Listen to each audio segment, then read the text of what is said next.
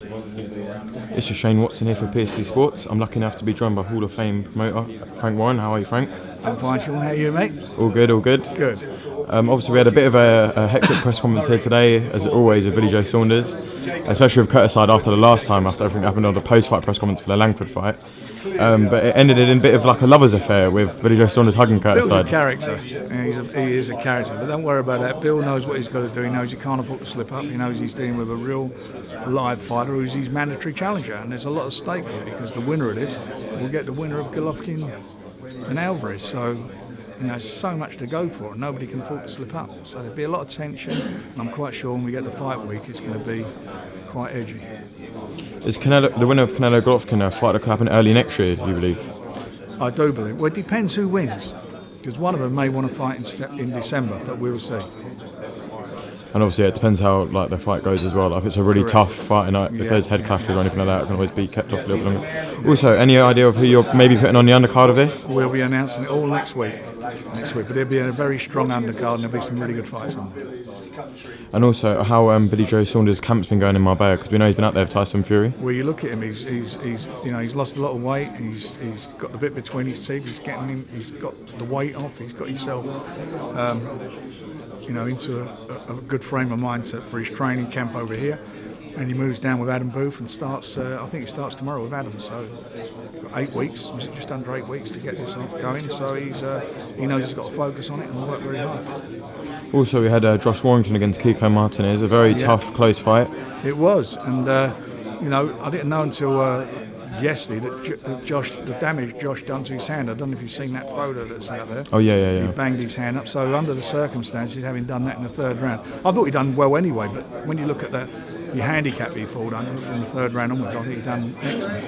And he's been out the ring for 10 months. So he's got that rust out his system, and now it's our job to move onwards and upwards and deliver him a world title fight. So is that what you believe will come next, a world title fight or some sort of eliminator? So. I hope so, but we'll see. His hand, obviously he's going away and see when he comes back and how his hand is, and that'll determine where he's fight. I was hoping to get him out in July, but I don't think now he'll fight until probably until September then. Also, we've got the Gervonta Davis versus Walsh card coming up soon as well. It's a great fight. Saturday. It's a great fight. I'm really looking forward to it. I mean, it's I'm obviously want our man to win it, but that is going to be a tough fight, and I hope it's going to be a really great fight for the fans to watch. We did an interview with Liam Walsh about 3 or 4 days ago online, and he seemed to be really confident ahead of the fight. He doesn't let Mayweather get into his head and stuff like that, because obviously we know that he used to watch him as a fighter when he was younger. And he hasn't let the occasion got to him. Well, he's not. Obviously he's not fighting Floyd Mayweather. At the end of the day, he's fighting Gervonta Davis, and when the bell goes, that's the guy who's going to be in the ring together. There's been no Floyd Mayweather there. There's been nobody else. It should be the two fighters. And Gervonta,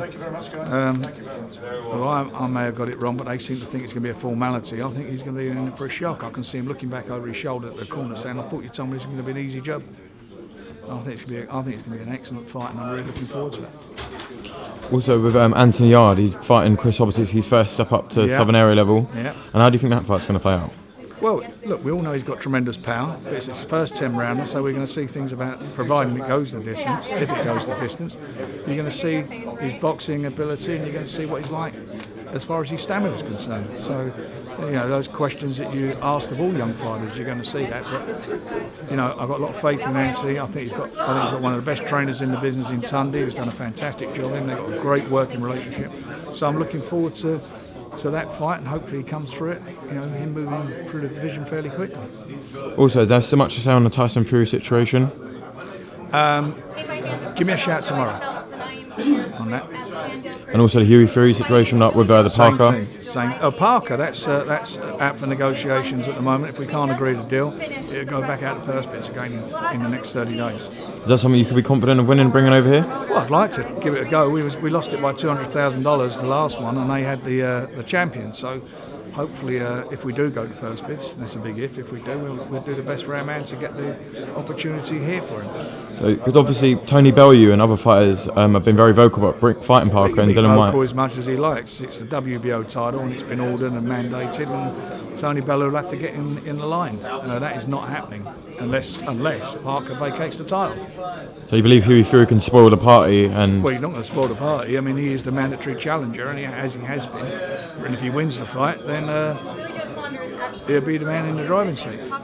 And there could be potential big fights with him and Bellew and Dylan White in the future as well. Lots, but he's got a tough fight first of all with Parker, but I think he's capable of winning that fight. I mean, if he'd have been in the ring with him before his back injury, if he hadn't pulled out that back injury, I think he would have won the fight in New Zealand.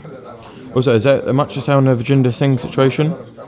No, not really. That's all going to be resolved. You know, we have our contract with him, and we'll expect our contract to be honoured, as we do with all the fighters that we work with.